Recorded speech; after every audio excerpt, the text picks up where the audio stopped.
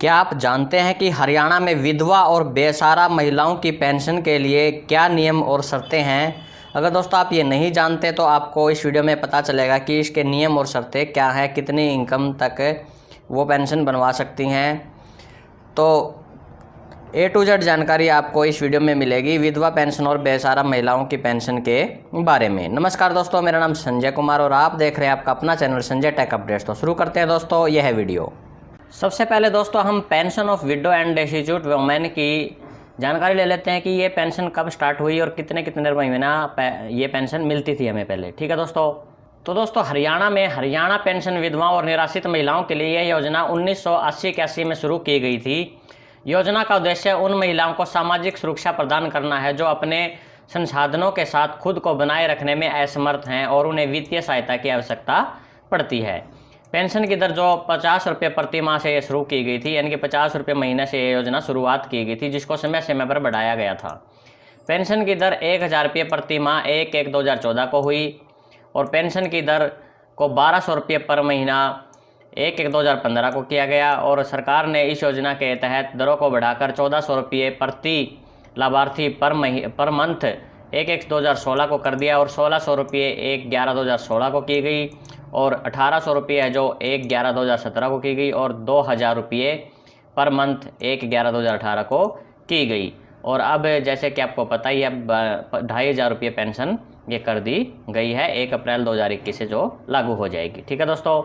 और अगर हम पात्रता मानदंड की बात करें तो यानी कि कौन इसके लिए पात्र है, तो देखिए 18 वर्ष या उससे अधिक आयु की महिलाएं इस योजना के तहत पेंशन के अनुदान पाने के लिए पात्र हैं। यानी कि 18 और उससे ज़्यादा की अगर कोई महिला है तो पेंशन पाने के लिए वो पात्र है, यदि वह हरियाणा की आदिवासी हो, हरियाणा की वासी होनी चाहिए दोस्तों वह, और आवेदन जमा करते समय पिछले 1 वर्ष से हरियाणा राज्य में निवास कर रही हो और सभी स्रोतों से उसकी आय 2 लाख रुपये 1 साल की या उससे कम होनी चाहिए। 2 लाख रुपये से ज़्यादा नहीं होनी चाहिए, 2 लाख या उससे कम। ठीक है दोस्तों। और आगे की 3 शर्तों में से कोई एक को पूरी वो करती हो, यानी कि इनकम 2 लाख से ज़्यादा नहीं होनी चाहिए, हरियाणा की वासी होनी चाहिए और जब वो आवेदन कर रही है तो 1 वर्ष तक वो हरियाणा में रह रही हो। तो 3 शर्तों में से एक शर्त को पूरी करे, जैसे कि वह विधवा हो तो वह इसको अप्लाई कर सकती है। नंबर 2, वह पति, माता पिता और बेटे के बिना निराश्रित हो। ठीक है दोस्तों। यानी कि उसका पति ना हो, माता पिता भी नहीं और बेटा भी नहीं, उसके बिना वो निराश्रित हो। ठीक है दोस्तों। उसके बाद वह शारीरिक मानसिक अक्षमता के कारण निराश्रित हो, यानी कि उसको शरीर से लाचार हो, मानसिक रूप से भी लाचार हो तो वो और निराश्रित हो तो भी वो अप्लाई कर सकती है। उसके बाद आता है दोस्तों विवाहित महिलाओं के मामले में पति और अन्य महिलाओं के मामले में माता पिता। अब लिखा है बहिष्करण, यानी कि ये चीज़ होने के बाद भी अगर उसके पास ये चीज़ें हैं, उपरोक्त के बावजूद भी अगर सरकार या किसी स्थानीय सांविधिक निकाय या किसी संस्था द्वारा नियोजित महिला जो कि किसी भी सरकार या स्थानीय सांविधिक निकाय द्वारा पर्याप्त रूप से वित्त पोषित है या जो इस योजना के तहत वहाँ से पेंशन या परिवार पेंशन प्राप्त कर रही है, वह पात्र नहीं होगी। यानी कि अगर कोई महिला किसी भी सरकारी विभाग से अगर पेंशन ले रही है या परिवार की पेंशन प्राप्त कर रही है, यानी कि जैसे उसका पति गुजर जाता है और वो सरकारी जॉब पे होता है तो उसकी पत्नी को पेंशन मिलती है, अगर वो वाली पेंशन भी ले रही है तो वह इस योजना में पात्र नहीं होगी। और उसके बाद देखिए दोस्तों सामाजिक सुरक्षा लाभ से संबंधित किसी भी सरकारी अधिसूचना में पेंशन जहां कहीं भी हो उसमें निम्नलिखित योजनाएं सहित संचित आय से प्राप्त या अर्जित आय शामिल है, या उसकी इनकम किसी भी तरह से 2 लाख रुपये से ज़्यादा बनती है, जैसे भविष्य निधि, प्रोविडेंट फंड, वाणिज्य बैंकों, वित्तीय संस्थानों या बीमा सहित किसी भी स्रोतों से वार्षिक आय, यानी कि वाणिज्य बैंक द्वारा उसको 2 लाख रुपये का लाभ मिल रहा हो, वित्तीय संस्थानों से उसको 2 लाख रुपये का लाभ मिल रहा हो साल में, और बीमे से अगर उसको 2 लाख रुपये की कमाई हो रही हो 1 साल में, तो भी वो इस योजना की पात्र नहीं होगी। पात्र लाभार्थियों को जैसे को आपको पता ही है हर महीने जोड़ा जाता है। ठीक है दोस्तों। और अगर दोस्तों हम इस योजना में लाभार्थियों के बजट के बारे में बात करें तो देख मैं आपको बता देता हूँ, जैसे कि 2013-14 में इसकी लाभार्थियों की संख्या थी 5,75,084 और 534.81 करोड़ रुपये बजट पेश किया गया था 13-14 में। 14-15 में 5,96,855 लाभार्थी थे विधवा पेंशन के, जो कि 727.75 करोड़ रुपया बजट पेश हुआ और वो खर्च कर दिया गया इतना ही। 15-16 में 6,10,321 ये लाभार्थी थे, जिसमें 927.03 करोड़ रुपये बजट पेश हुआ। 16-17 में 6,32,691 लाभार्थी थे, 1101.46 करोड़ रुपया इसमें बजट पेश हुआ। और 17-18 में 6,66,808 लाभार्थी हैं, 1,352.72 करोड़ रुपया इसमें बजट पेश हुआ। और 18-19 बजट के लिए 1,511.20 करोड़ रुपये बजट प्रावधान किया गया, क्योंकि हर साल और भी लाभार्थी इसमें जुड़ते हैं, इसलिए बजट पहले ज़्यादा बना देते हैं ये इस कोई भी योजना का। ठीक है दोस्तों, तो इस तरह से ये बजट पेश हुआ।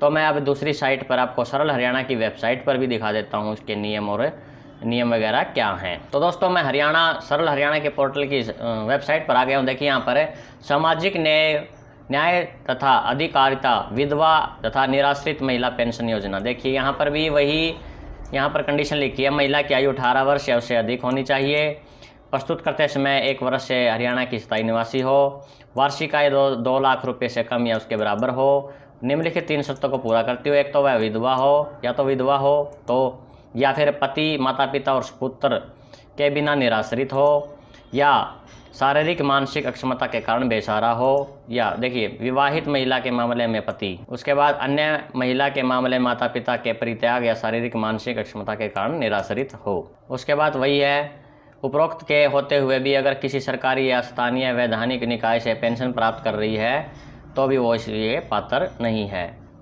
उसके बाद देखिए दोस्तों इसमें लिखा हुआ है, जो कि यहाँ पर बात आई थी विवाहित महिला के मामले में पति, तो इसकी यहाँ पर इन्होंने यहाँ लिखा है, देखिए पिछले 7 वर्ष के लिए पति की गुम व्यक्ति रिपोर्ट की FIR की प्रति लगानी पड़ेगी। यानी कि किसी महिला का अगर 7 साल से पति घर पर नहीं आया हो, गुम हो गया हो, यानी कहीं चला गया हो, तो उसकी गुम की रिपोर्ट की FIR की कॉपी वहाँ पर लगानी पड़ेगी, तो वो निराश्रित मानी जाएगी विवाहित महिला के मामले में। ठीक है। और विधवा के मामले में देखिए दोस्तों, पति का मृत्यु प्रमाण पत्र यहाँ आपको देना पड़ेगा, ये दस्तावेज हैं इसके। ठीक है दोस्तों, और निराश्रित प्रमाण पत्र देना पड़ेगा अगर वो बेसहारा है तो, निराश्रित महिलाओं के मामले में। ठीक है दोस्तों, और यहाँ पर आधार कार्ड कंपलसरी है दोस्तों, और निवास सबूत आवेदन की तिथि से 15 वर्ष पूर्व तक हरियाणा का निवास के लिए निम्नलिखित दस्तावेज से एक हो। अब इसको 5 वर्ष कर दिया है दोस्तों, 5 वर्ष तक भी आप हरियाणा का दिखा सकते हैं वासी होने का प्रूफ। इसमें आप राशन कार्ड, मतदान पहचान पत्र, मतदाता सूची में आवेदक का नाम, पैन कार्ड, ये ड्राइविंग लाइसेंस, पासपोर्ट, बिजली बिल, पानी बिल, मकान तथा भूमि का दस्तावेज, जीवन बीमा पॉलिसी की प्रति हो, या मकान का पंजीकृत किराया विलेख हो, या हरियाणा का स्थायी निवासी प्रमाण पत्र यानी कि डोमिसाइल हो। और अन्य दस्तावेज में पासबुक की फोटोकॉपी के साथ आवेदनकर्ता के बैंक खाते का विवरण यानी कि बैंक की कॉपी हो। और एक और यहाँ पर नोट लिखा है, यदि विधवा अपने विवाह से पूर्व उसके पति के हरियाणा विधवा से भिन्न अधिवास से संबंधित रखती है, यानी कि जो विधवा महिला है विवाह से पहले हरियाणा से किसी दूसरे राज्य की वह रहने वाली थी, तो उसे संकलन किन्हीं दस्तावेजों के माध्यम से 15 वर्ष से अधिक वर्ष के लिए हरियाणा में निवास करने के बारे में साबित करने की आवश्यकता पड़ेगी। यानी मान लो वो हरियाणा से अलग की रहने वाली थी और हरियाणा में उसका विवाह हुआ है, तो उसको 15 वर्ष तक का प्रमाण पत्र दिखाना पड़ेगा हरियाणा में रहने का। तो हरियाणा डोमिसाइल वो बनवा सकती हैं इस मामले में अगर वो पहले किसी और राज्य की थी तो। ठीक है दोस्तों, तो इस तरह से ये सरल हरियाणा पर भी यही इस तरह के डॉक्यूमेंट और नियम और शर्तें लिखी हैं। मैं आपको 2 जगह इसलिए दिखा रहा हूँ कि आपको कन्फर्म हो सके कि यही नियम और शर्तें हैं। और यहाँ पर देखिए दोस्तों, एक 2011 का नोटिफिकेशन है 10 जून 2011 का। उस टाइम में यहाँ पर देखिए ऑल सोर्सेज इनकम 30,000 रुपये पर साल थी, यानी कि 30,000 से ज़्यादा इनकम थी तो वो इसको पेंशन को नहीं बनवा सकते थे। लेकिन बाद में इसमें संशोधन करके 2 लाख रुपये तक की एनुअल इनकम की गई है कि उससे ज़्यादा नहीं होनी चाहिए सभी स्रोतों को मिला के। ठीक है दोस्तों, तो बार बार इसमें संशोधन होता रहता है दोस्तों, कोई भी स्कीम है तो। ठीक है दोस्तों, तो ये 2011 का नोटिफिकेशन था जिसमें 30,000 रुपये साल की कमाई से ज़्यादा नहीं होनी चाहिए थी। अब मैं आपको सरल जो परिवार पहचान पत्र है, अभी जो नया पोर्टल चला है वहाँ की वेबसाइट पर भी इसके नियम और शर्तें वहाँ पर दिखा देता हूँ क्या लिखा है। ठीक है दोस्तों, तो दोस्तों मैं ये परिवार पहचान पत्र की वेबसाइट पर आ गया हूँ। मेरा परिवार .haryana.gov.in की वेबसाइट है। यहाँ पर social justice and empowerment, window and destitute women pension scheme. देखिए एलिजिबिलिटी वही है, 18 साल या उससे ज़्यादा होनी चाहिए और 1 साल तक वो हरियाणा में वासी हो जब ये अप्लाई कर रही हो। एनुअल इनकम 2 लाख या 2 लाख के बराबर, 2 लाख से कम या 2 लाख के बराबर। ठीक है दोस्तों, उसके बाद तीनों में से एक कंडीशन पूरी करती हो, या तो विधवा हो या वह बिना पति, माता पिता और पुत्र के निराश्रित हो, या विवाहित महिला के मामले में अगर उसका पति छोड़कर चला गया हो और वही कंडीशन यहाँ पर वो पेंशन ना ले रही हो कहीं से भी। ठीक है दोस्तों, उसके बाद डॉक्यूमेंट रिक्वायर्ड में FIR कॉपी हो गई, 7 साल मिसिंग हस्बैंड की। उसके बाद विडो पेंशन के मामले में डेथ सर्टिफिकेट हस्बैंड का, और निराश्रित महिला के बारे में निराश्रित प्रमाण पत्र उसको देना पड़ेगा। और आधार कार्ड कंपलसरी है। ये रेजिडेंस प्रूफ हो गया। ये सारे के सारे डॉक्यूमेंट मैंने बता दिए थे पहले ही। अदर डॉक्यूमेंट में बैंक की कॉपी है जो आधार कार्ड से लिंक होनी चाहिए। और अगर विधवा महिला किसी दूसरे राज्य से थी पहले शादी से पहले, तो उसको हरियाणा का डोमिसाइल उसको देना पड़ेगा कि वो 15 साल से हरियाणा में रह रही हो। ठीक है दोस्तों, तो हरियाणा डोमिसाइल ही बनवाना बेटर रहेगा उसके लिए। तो यही सब नियम और शर्तें थी दोस्तों इस योजना में। तो यही आप लोगों से शेयर करनी थी कि ये विधवा पेंशन और जो निराश्रित महिला होती है उसकी पेंशन बनवाने के लिए क्या डॉक्यूमेंट लगेंगे वो भी मैंने आपको बता दिया है, और नियम और शर्तें क्या हैं। और अप्लाई करने के बारे में मैंने पहले से एक वीडियो बना रखी है, आप वहाँ से देख सकते हैं कि किस तरह से ये अप्लाई होती है।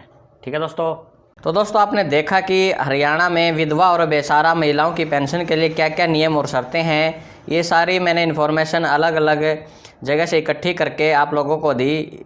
ये छोटी सी कोशिश थी आप लोगों को ये इन्फॉर्मेशन देने की। इन्फॉर्मेशन अच्छी लगी तो वीडियो को लाइक और शेयर कर दीजिए, और अगर आप चैनल पर पहली बार आए चैनल को सब्सक्राइब कर लीजिए ताकि आपको इस तरह की वीडियो मिलती रहे। धन्यवाद दोस्तों वीडियो देखने के लिए।